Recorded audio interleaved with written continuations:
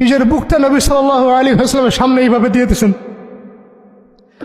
যে যতগুলো পাথর আসবে আমার গায়ে যেন লাগে, আমার নবীর গায়ে না লাগে।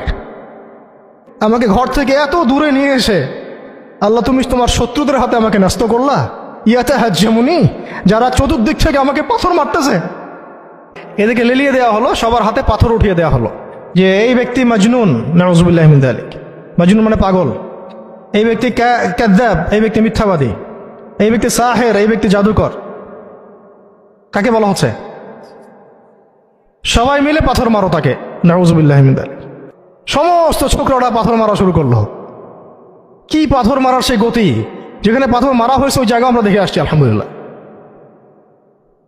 কি পাথর মারার গতি! এমন পাথর মারা হচ্ছিল যে রাসূল সাল্লাল্লাহু আলাইহি ওয়াসাল্লামের মানে গায়ে লেগে রক্ত বের হতে হতে সেই রক্ত দিয়ে পায়ের যে জুতাটা আছে এই জুতাটা আটকে গেছে। এইভাবে জুতা খোলা যাচ্ছে না।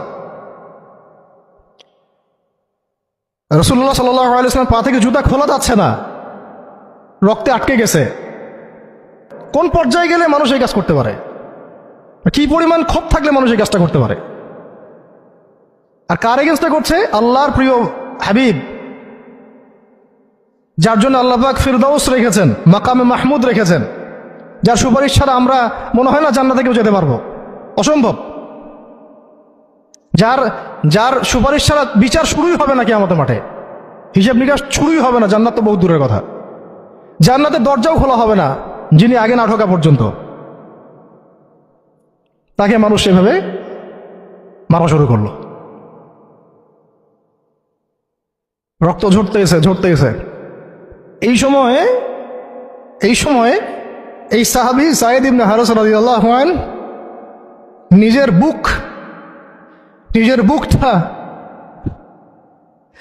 বুকটা নবী সাল্লাল্লাহু আলাইহি ওয়াসাল্লামের সামনে এইভাবে দিয়ে দিয়েছেন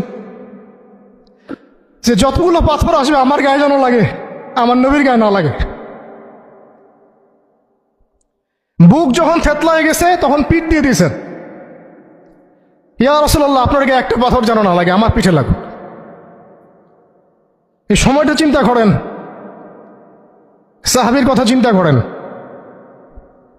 তাদের ত্যাগ তিতিক্ষার কথা চিন্তা করেন, ওই সময়ের সবরের কথা চিন্তা করেন। যায়েদ বিন হারেসা রাদিয়াল্লাহু আনহু নিজের বুকটা এইভাবে আগলায় দিয়ে রাখছেন, আমার গায়ে লাগুক ইয়া রাসূলুল্লাহ, আপনার গায়ে না লাগে। এরপরে নবী সাল্লাল্লাহু আলাইহি ওয়াসাল্লাম তায়েফের একটা আঙ্গুর বাগানে প্রবেশ করেন, এত ক্ষতবিক্ষত অবস্থায়।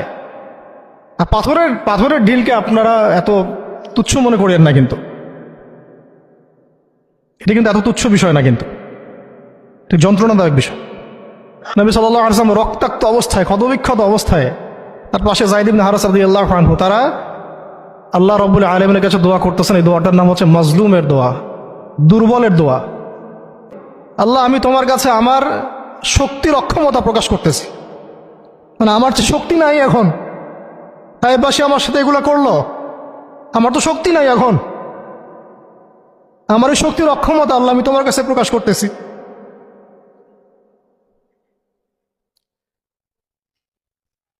ইলাইকা আশকু দুআফা কুওয়াতি, আমার শক্তির যে কুওয়াতের অক্ষমতা, দুর্বলতা আমি তোমার কাছে প্রকাশ করতেছি। ওয়া কিল্লাতা হিলাতি, এই যে সহনশীলতা, এই সহনের যে ক্ষমতার যে ঘাটতি, এগুলো আমি তোমার কাছে পেশ করতেছি। ওয়া হাওয়ানি আলান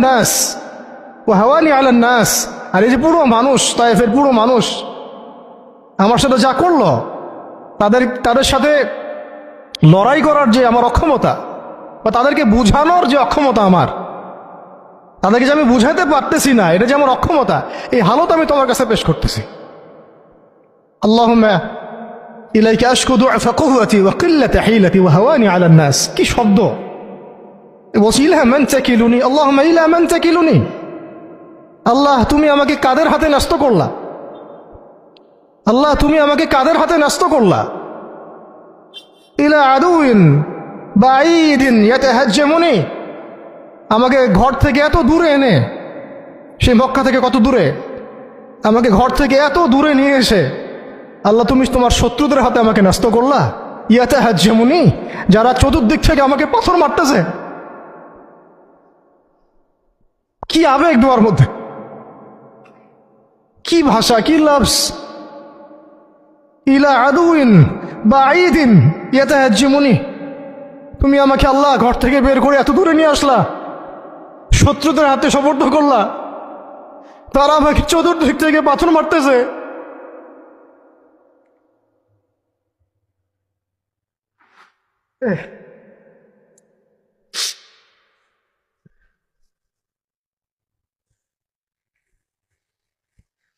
আম্মি লা করিবিন মাল্লাকতাহু আমরি, পরে নবীজি বলছেন আম্মি লা করিব, নাকি আমাকে কাছের মানুষদের হাতে নিয়ে আসছো আল্লাহ? আল্লাহ তুমি কি আমাকে কাছের মানুষদের হাতে উঠাই দিছ? মাল্লাকতাহু আমরি, যারা আমার ভালো মন্দের কাজের মালিক হয়ে গেছে। এইভাবে দোয়া করতে লাগলেন নবী সাল্লাল্লাহু আলাইহি ওয়াসাল্লাম। যায়েদ বিন হারিস রাদিয়াল্লাহু আনহু শামিল আছেন এখানে। তারপরে নবীজি বলছেন ইল্লান তাকুন সাখিতুন আলাই ফালা উবালি, আল্লাহ এত কিছুর পরও যদি তুমি আমার প্রতি অসন্তুষ্ট না হও, আমার কিছুই যায় আসে না। আল্লাহ এত কিছু হয়ে গেল, এরপরে যদি তুমি আমার উপর অসন্তুষ্ট না হও, অন্তত আমার কিছুই যায় আসে না। আলহামদুলিল্লাহ।